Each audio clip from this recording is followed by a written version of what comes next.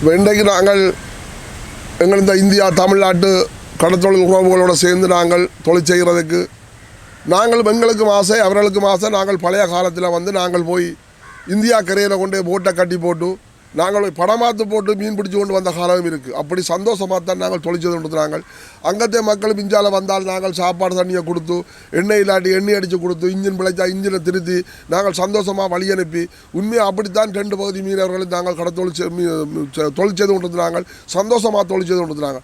ஆனால் இன்றைக்கு அரசியல் நெருக்கடி, அரசியல்வாதிகள் தங்களுக்கு அரசியல் லாபத்துக்கு உயரம் இப்படி ஒரு கேவலமான வேலையை செய்து கொண்டிருக்கிறார்கள்.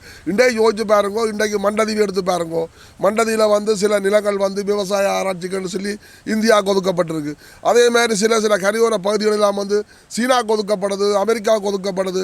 இன்றைக்கு தொலைத்தொடர்பு என்றாலும் சரி, அடுத்தது மின்சார சபை என்றாலும் சரி, அல்லது இப்போ திருவண்ணாமலை எண்ணெய் குதம் கொண்டாலும் சரி, எல்லா நாடுகளுக்கும் பிரித்து எங்களோட வளங்களை விற்கக்கூடிய நடவடிக்கைகள் எடுத்துக்கொண்டிருக்கிறார்கள். இன்னும் ஒரு காலப்போக்கில், இன்னும் ஒரு கொஞ்சம் காலப்போக்கில் போனால் இலங்கையே 4-5 நாடுகளுக்கு விற்று போட்டு இன்றைக்கு இந்த அரசாங்கம் எங்களை விட்டுட்டு இந்த அரசாங்கம் போயிடும். தாங்கள் தப்பிடுவாங்க. இங்கே இருக்கிற மக்கள் என்ன செய்வது? அந்தந்த நிலத்தை பிடித்தவன் இந்தந்த ஏரியா தங்களுக்கு தான், அவன் அந்த ஆட்சியை செய்யல. நாங்கள் எங்கே போய் தொழில் செய்கிறது? எங்களோட மக்கள் என்ன எடுத்து இன்றைக்கு மண்டதீவில் விவசாயத்தை கொடுக்குறாங்க, அங்கால போய் தொழிலோட வைக்க போகிறான், அங்கால காத்தாட்டியை போடுறான், அங்கால மின்சாரத்தை கொடுக்க போகிறாங்க, திருவிழாமலை எண்ணெய் குதம் கூட போகுது.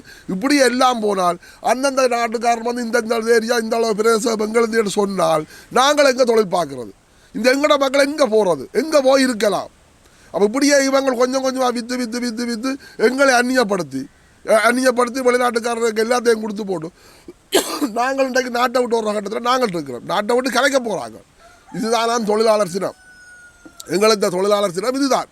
உண்மையின்படி சரியான முறையில் ஒரு தொழிலாளர் சினம் என்று சொன்னால் தொழில் மக்கள் உண்மையின்படி ஒவ்வொரு கரையோரங்களில் போயோ அல்லது ஒரு விவசாயம் என்றாலும் சரி, அல்லது பலதண்ணி அபிவிருத்தி சங்கம் சபை என்றாலும் சரி, கடற்தொழில் மக்கள் என்றாலும் சரி, அந்தந்த இடங்களில் அந்தந்த சமூகங்களில் போகணும். போய் அந்த மக்கள் இந்த பிரச்சனையை கேட்டு அறிய வேணும். கேட்டறிஞ்சு அந்த மக்கள் இந்த பிரச்சனையை தீர்க்கிறது தான் அது கடற்தொழில் அமைச்சர் என்றாலும் சரி, அது சம்பந்தப்பட்ட அதிகாரிகள் என்றாலும் சரி.